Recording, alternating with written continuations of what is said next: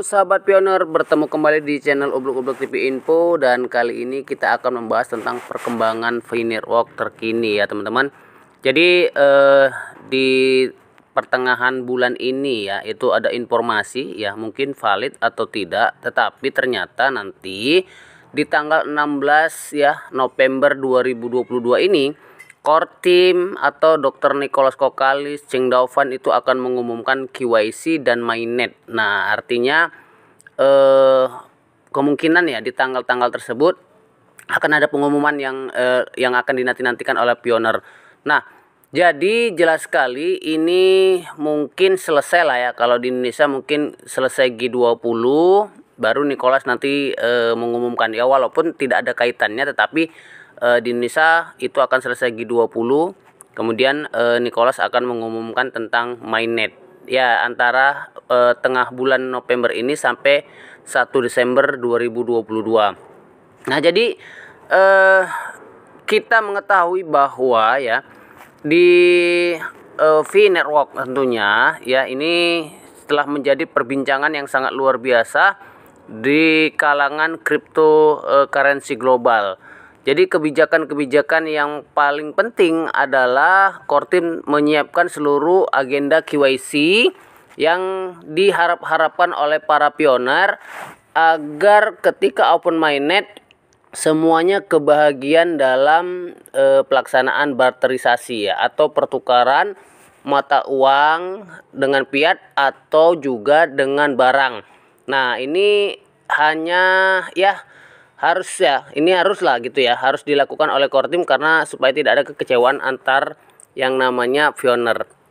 Nah, jadi misalnya ya teman-teman, KYC itu dihabiskan dalam waktu ya mulai November lah tentunya, seperti itu ya, dan kemudian diharapkan semuanya sudah melakukan KYC, sudah migrasi ya, dan kemudian sudah layak uji lah untuk yang namanya Butter, karena koin-koin mereka sudah dimiliki oleh para pioner. Dan jadi walaupun nanti tidak penuh dengan 40 juta penambang ya, atau 40 juta pioner, karena pastinya akan ada akun-akun yang terbakar, ada handphone yang hilang, ada ya yang sudah kosong mungkin walletnya. Kemudian ada yang ya pesimis karena menunggu terlalu lama dan lain sebagainya. Ini adalah bukan kesalahan dari Kortim sendiri, tapi ini adalah kesalahan daripada pioner-pioner yang tidak sabar dan kemudian tidak melihat informasi-informasi terbaru mengenai VNetwork. Jadi kalau langsung merasa mau kaya gitu teman-temannya, itu bukan di VNetwork. Nah, menurut sumber dari dalam sendiri ya teman-teman, bahwa konsensus untuk harga fee ya yang dikatakan yaitu 314.159 USD. Nah, ini sudah naik ya 85%, dan semoga berjalanlah dengan baik karena para pioner sudah melakukan polling ya, bahwa angka tersebut adalah angka yang dominan lah tentunya dalam penilaian dari yang namanya koin VNetwork ini. Jadi milionaris ya pioner akan ada jika kita ingin bertukar dan menjual Pi.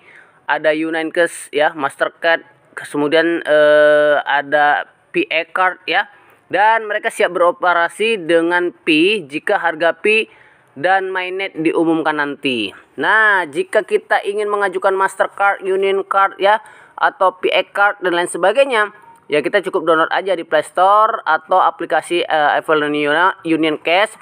Kemudian juga di browser ya, Pi browser, yaitu tentang PA Card. Nah, kalau misalnya layak mendapatkan kartu itu, dan kita akan mengetahui cara penggunaannya. Nah, jadi cara penggunaannya ya yang paling penting adalah di PA Card ya teman-teman. PA Card itu sudah lama sih sebenarnya di Pay Browser, dan kemudian itu dari Inggris ya. Dan cara menggunakan PA Card itu melakukan pembayaran QR. PA Card adalah sistem POS ya, atau point of sale, dan yang mudah untuk dilakukan di jaringan Pi lah. Nah, jadi PA Card itu dibangun oleh perusahaan terdaftar di Inggris yang bernama Desen APPS Ltd yang juga penciptanya aplikasi P-Webinar pemenang di hackathon. Nah, jadi jelas ya, P-eCard itu adalah resmi ya dari pemenang P-hackathon. Nah, kemudian mereka juga banyak menerima pertanyaan tentang cara menggunakan aplikasi P-eCard. Dan kemudian bagaimana caranya? Ya cukup ketik aja P-eCard app ya di browser Pi dan akun akan dibuat oleh kita sendiri. Nah, berdasarkan akun jaringan Pi Anda, ya saat ini tidak mungkin untuk mendaftar di luar Pi browser sebenarnya. Karena Pi browser adalah tempat satu-satunya yang berhubungan dengan Pi network. Jika kita ingin menggunakan aplikasi di luar Pi browser, ya kita cukup mengetikkan login kata sandi terlebih dahulu untuk melakukan membuka P-eCard tentunya seperti itu.